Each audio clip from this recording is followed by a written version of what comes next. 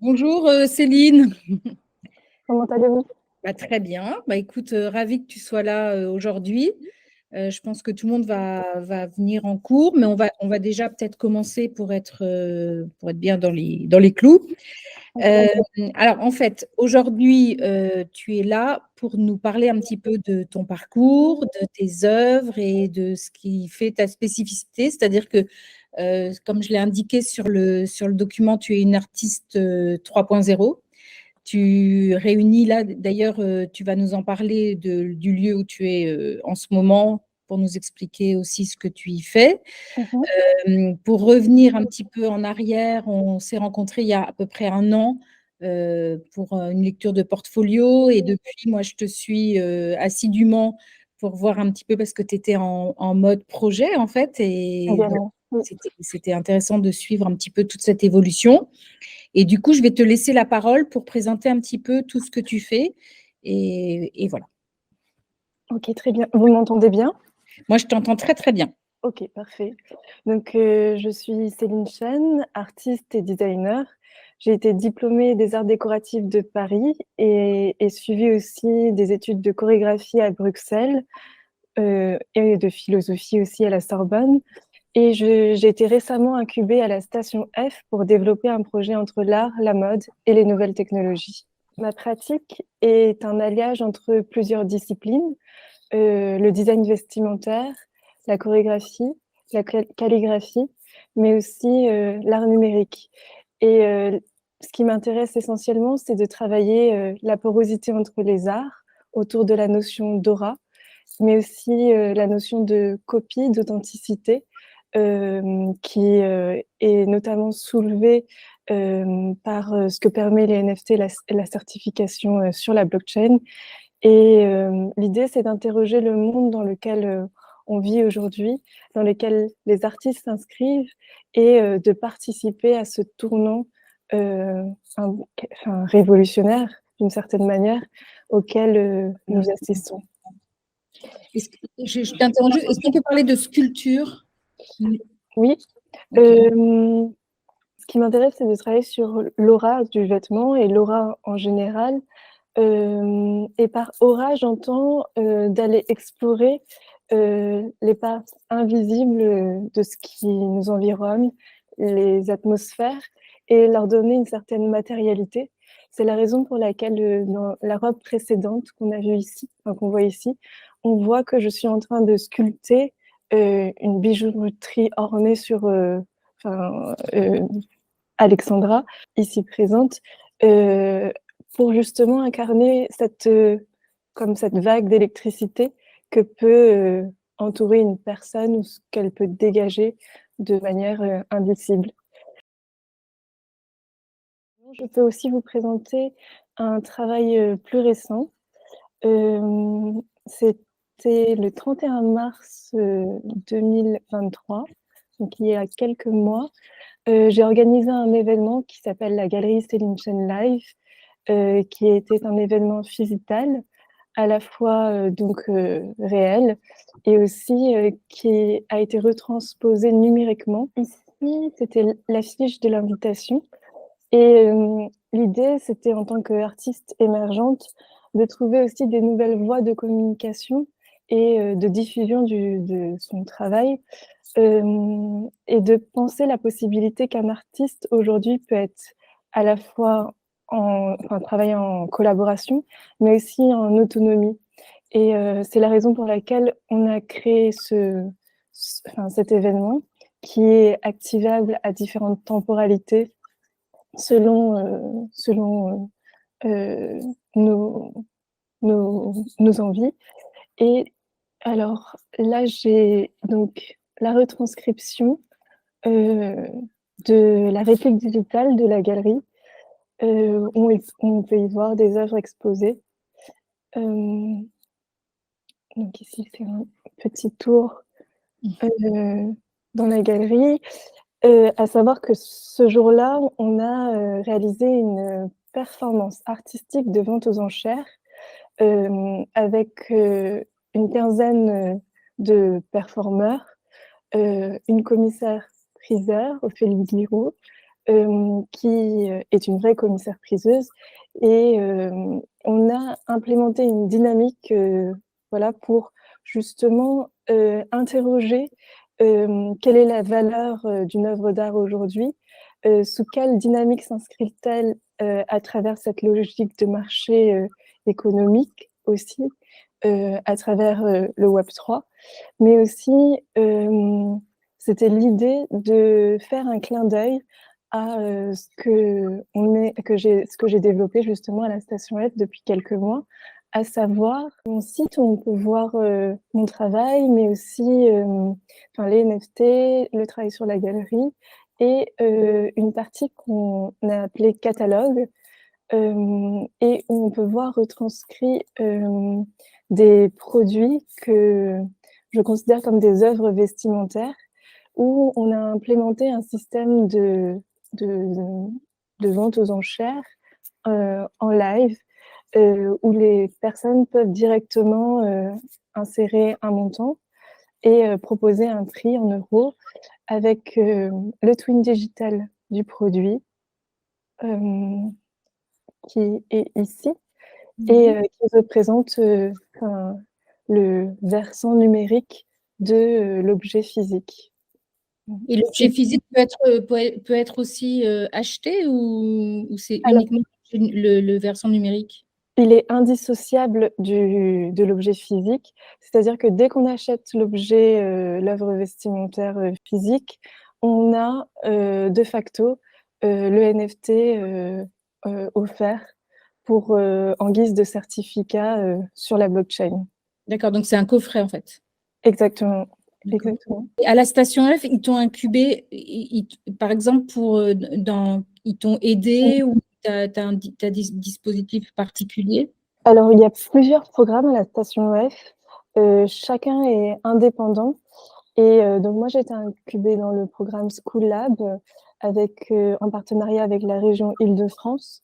Et donc, c'est un suivi tout au long du programme pour créer sa société ou développer son business plan, mais pas se développer en tant qu'artiste. Et il y a d'autres artistes que toi qui sont incubés ou tu es seule?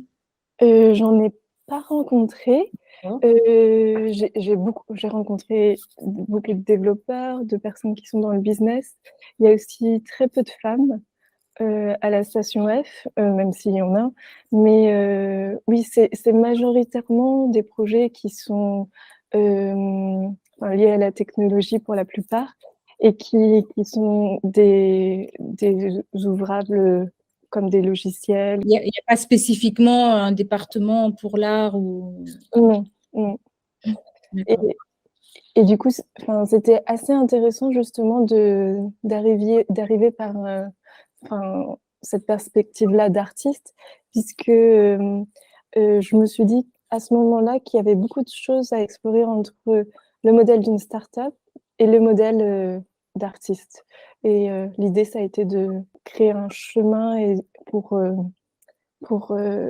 faire une sorte d'hybridation de ce que pouvait être une start-up et une artiste. Alors, ce que j'aimerais peut-être, alors il y a juste une question, il y a une artiste qui demande qu'est-ce que c'est le Web 3.0? Alors, le Web 3.0, ce sont toutes comment le définir de façon la plus globale possible, mais c'est toute cette dynamique qui est liée à les NFT, la blockchain et les œuvres numériques. Et c'est un écosystème basé la plupart du temps sur une crypto-monnaie et où différents acteurs participent à un marché qui n'est plus physique, mais essentiellement numérique. Et donc, on est passé d'une dynamique Web 2 à justement Web 3 grâce à la blockchain et aux crypto-monnaies. D'accord. Et donc, est-ce que tu pourrais nous raconter un peu ton parcours pour savoir comment tu es arrivé là et pourquoi, en fait, relier la mode, la performance, les nouvelles technologies, la sculpture, la poésie, nous raconter un petit peu comment tout ça s'est relié, en fait. j'ai un parcours assez transversal, puisque la performance, le design vestimentaire, et de par mon cousin qui est calligraphe, j'ai pu m'exprimer à travers aussi une pratique picturale. Et, et, et l'idée, en fait, c'était de me dire, aujourd'hui, on est dans un monde où on segmente beaucoup les différentes activités. Euh, et, euh, et je me suis dit que, effectivement, pour retrouver un peu une sorte de complétude en tant qu'être humain, je voulais casser un peu toutes les frontières et les barrières qui pouvaient exister pour travailler euh, des intermédiaires entre différentes disciplines et voir quels travaux pouvaient émerger de là, aussi bien donc dans l'art, la mode et les nouvelles technologies principalement. Et c'est la raison pour laquelle j'ai un parcours qui se déploie à travers différentes branches, comme une sorte de réseau. Et tous les travaux qui sont initiés en ce moment sont aussi un entrelac de réseau où je crée une dynamique physique et je l'étends à travers mon imaginaire sur un espace qui est numérique. D'accord. Et là, tu as incubé pendant combien de temps?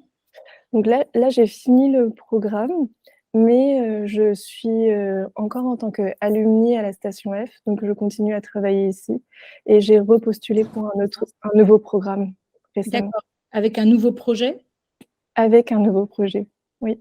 dont tu peux parler ou c'est... Pour l'instant, c'est encore trop tôt pour vous en parler. Et donc, comment s'est passée justement cette vente aux enchères en tout cas, c'était avec les NFT, c'était aussi vendu avec les NFT. Enfin, on pouvait acheter que le NFT par contre, ou c'était uniquement le... Euh, donc on pouvait acheter les deux. L'idée c'était d'avoir euh, si je pouvais, la partie physique exposée dans l'espace de la galerie et sa partie, sa réplique digitale sur l'écran de vente aux enchères. On y a présenté pas que mon travail, mais aussi des collaborations que j'ai fait avec un artiste artificiel qui s'appelle Olali. On a fait une collaboration sur un projet qui s'appelle Seven Planets. Et c'est parti de l'idée de partir sur des données scientifiques pour créer des NFT à partir de mouvements de captation corporelle d'une chorégraphie que j'avais écrite durant mes études à Bruxelles et avec donc Noémie Pergorier, qui est la danseuse. Nous avons travaillé de pair avec l'artiste Olali pour créer ces œuvres digitales NFT qui donc prennent en compte, selon des caractéristiques comme la gravité ou la, la, enfin, la densité atmosphérique, différents paramètres qui sont déployés sous forme de particules digitales grâce au mouvement capté de la danseuse et de la chorégraphie qu'elle mène durant chaque projet. Et ici, c'est donc une autre œuvre qui a été présentée aussi dans la galerie, qui est une archive box, qui est une sorte de cabinet de curiosité où sont retranscrites toutes mes inspirations liées au trousseau et le trousseau qui est toutes ces pièces que les jeunes femmes portaient avant de se marier. Là, ce sont d'autres œuvres générées par l'intelligence artificielle à partir de haïkus que j'ai créés sous forme de poèmes. D'accord. Donc, en fait, ça, c'est uniquement du texte, en fait, qui est généré comme un prompt pour faire de l'animation. Exactement. C'est pas retraité avec avec After Effects ou de l'animation, en fait. En fait, il y a eu 3 phases. Une phase où il s'agissait de trouver une banque de données d'images en open source pour créer ces œuvres digitales. C'est-à-dire Puis, sans droit, c'est ça? oui, c'est ça. Et ensuite, à partir des haïkus que j'ai écrits, On a travaillé une phase qui est liée voilà, à une technologie qui s'appelle le GAN et qui permet de générer donc des images grâce à des entrées et des sorties qu'on donne à la machine. Et de là, la troisième étape a été d'animer à partir des images générées les visuels. Donc en fait, c'est de l'art génératif là ou... Oui, c'est de l'art génératif principalement. Mm. Et ça, c'est une collaboration, c'est toi toute seule? C'est moi avec un ingénieur. D'accord, On ok. l'a développé ensemble. Et ça, ces œuvres-là sont aussi en vente sur Foundation, c'est ça? Alors, elles sont sur Artpoint sous forme de location. Elles ne sont pas encore mises en vente pour D'accord, l'instant. ok. Et on peut, ah oui, on peut louer en fait ton œuvre Oui, c'est pour ça. une. En fait, c'est temporel, en fait, c'est ça? C'est C'est ça. pour un temps donné. D'accord. Mm. Ok. Et donc aujourd'hui, quels sont tes problèmes en fait concrets au quotidien pour créer ce genre d'œuvre? Alors aujourd'hui, par rapport à pour créer ce genre d'œuvre, le problème, ce serait principalement le financement, mais aussi le temps. Parce que du coup, il y a toute une phase de recherche qui est en amont à réaliser. Et étant donné que, il y a plein de dynamiques sur lesquelles je m'inscris et que je développe mon projet tel un écosystème où il y aurait différentes entités avec différentes disciplines qui se rejoignent, ça demande une certaine disponibilité pour travailler la recherche, mais aussi développer le projet et le produire. Donc c'est surtout dans ce sens-là qu'il y a beaucoup de choses qui se Ouais, en fait, développent. tu as besoin d'une équipe, en fait, c'est ça? Oui, c'est Besoin ça. de financement pour avoir une équipe, en fait, comme un studio, en fait, d'artistes. Exactement. D'accord. Et enfin, aujourd'hui, on peut aussi facilement générer des œuvres sur OpenAI et enfin, DALL-E, par exemple. Mais enfin, je pense que ce sont des outils et de, enfin, en tant qu'artiste, d'avoir un échange avec quelqu'un qui est spécialisé dans ce domaine-là et moi qui ai mon propre univers créatif est beaucoup plus enrichissant et plus profond au niveau de la création que, que de laisser l'intelligence artificielle un peu décider de quelle œuvre sortira en output du projet. Parce qu'en fait, tout ça, bon, enfin, même quand on utilise justement de l'intelligence artificielle comme DALL-E ou Midjourney, tout ça, Mm. enfin, c'est assez limité si on n'est pas formé et si on n'a pas effectivement des gens un peu plus... en fait, il y a besoin de gens professionnels qui savent utiliser ce genre parce qu'autrement, on reste un petit peu à la Mm. surface des choses. Oui. Donc, c'est un petit peu compliqué. Je pense que c'est aussi des univers qui sont pas simples à comprendre quand on n'a pas un petit, comment dire, une petite entrée en matière pour entrer dans ce genre de monde. Qu'est-ce que toi, tu te définis comment en tant qu'artiste? Du coup, en tant qu'artiste, effectivement, tu as totalement raison, c'est quelque chose qui est difficile à pénétrer, puisque j'en ai moi-même fait l'expérience et je me suis toujours dit que j'aimerais un jour voilà, trouver des moyens pour aider d'autres artistes et les faciliter enfin, toutes ces phases-là. Et en tant qu'artiste, je me définis plus comme une sorte, c'est un peu étrange, mais comme une interface sur lesquelles je développe des projets et je développe surtout un écosystème dans lequel il y a plusieurs acteurs, dont moi, et j'impulse voilà, des dynamiques, des créations. Et c'est comme une sorte d'organisme vivant où il y a plusieurs intervenants Et à chaque fois, il y a des œuvres qui émergent suite à des rencontres, des collaborations ou un travail de recherche personnel. Et donc, du coup, cet écosystème se développe en 4 parties. Une partie qui est orientée vers l'art, une partie qui est orientée vers la mode, une autre vers les nouvelles technologies et une autre vers quelque chose de plus indicible, vers les chemins sacrés ou plus spirituels. Alors là, il y a une question d'Émilie qui demande: as-tu des activités complémentaires pour ton financement, en fait? Alors, effectivement, c'est la grande question puisque, il est difficile en tant qu'artiste émergente de, voilà, de trouver, des fonds et de vivre de sa passion. Donc, je travaille à côté, sur des projets ponctuels en tant que costumière pour des chorégraphes où, je donne, quelquefois des cours, à côté et ce qui me permet en fait de développer le projet en tant que start-up.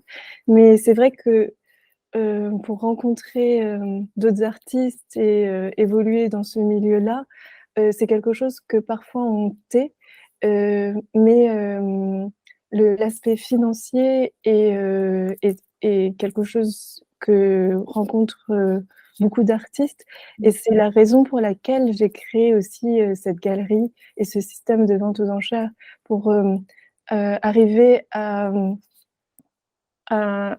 entrer dans une logique de désintermédiation, mais aussi de repenser, différentes dynamiques avec des galeristes, d'autres artistes ou d'autres acteurs du milieu de l'art ou de la mode.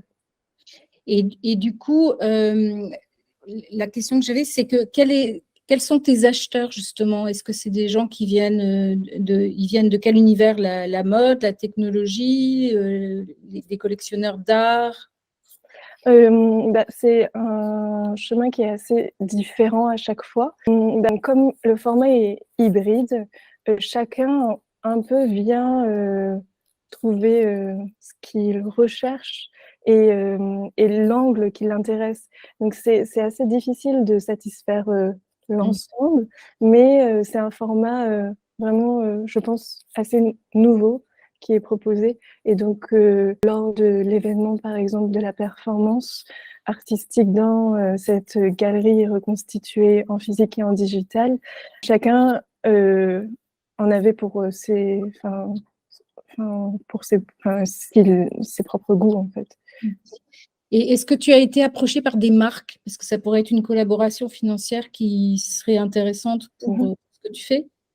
Pour l'instant, j'ai pas encore été approchée par des marques, mais ce serait effectivement un chemin intéressant pour, le futur. En tout cas, c'est une collaboration qui pourrait, parce que comme justement, tu as plusieurs clés d'entrée sur ton travail, je pense que c'est aussi une façon de pouvoir aborder en tout cas des marques qui pourraient y trouver leur compte aussi avec ce que tu représentes. Mmh. Oui, tout à fait. Bon, donc sinon, en fait, toi, tu as fait tes études à Bruxelles, c'est ça? Pourquoi? J'ai fait mes études à Paris, aux Arts Déco et Mhm. ensuite je suis allée à Bruxelles et D'accord. donc j'ai d'abord commencé, par la philosophie, puis j'ai fait des études en marketing et management de mode pour ensuite, travailler, dans le milieu professionnel de la mode et poursuivre mes études en design vestimentaire pour aller vers la chorégraphie et ensuite vers les nouvelles technologies. C'est c'était une manière pour moi oui, d'avoir une vision assez large oui, des dynamiques qui m'intéressaient. D'accord. Bon, bah, écoute, c'est super. Tu nous laisseras le lien aussi de tout ce Bien que sûr. là, on peut trouver, le site internet que je partagerai, mais peut-être aussi s'il y a des vidéos ou des choses un peu des choses un peu plus longues. Oui, Penses-tu à montrer tes créations textiles dans l'espace public? c'est en cours de projet, et je communiquerai cette information dès qu'on aura une date, plus précise pour, D'accord. cette exposition. Je rappelle aussi qu'il y a un documentaire qui est super sur Arte, sur toi, en fait, donc enfin, ils ont dans tout leur dispositif des documentaires sur les artistes qui sont absolument géniaux. Donc, on va mettre tous les liens après en lien. Bah, merci en tout cas, Céline. Et Merci puis, beaucoup, Sophie. on continue à te suivre avec plaisir. Merci beaucoup. Bonne journée. Merci à Merci. tous.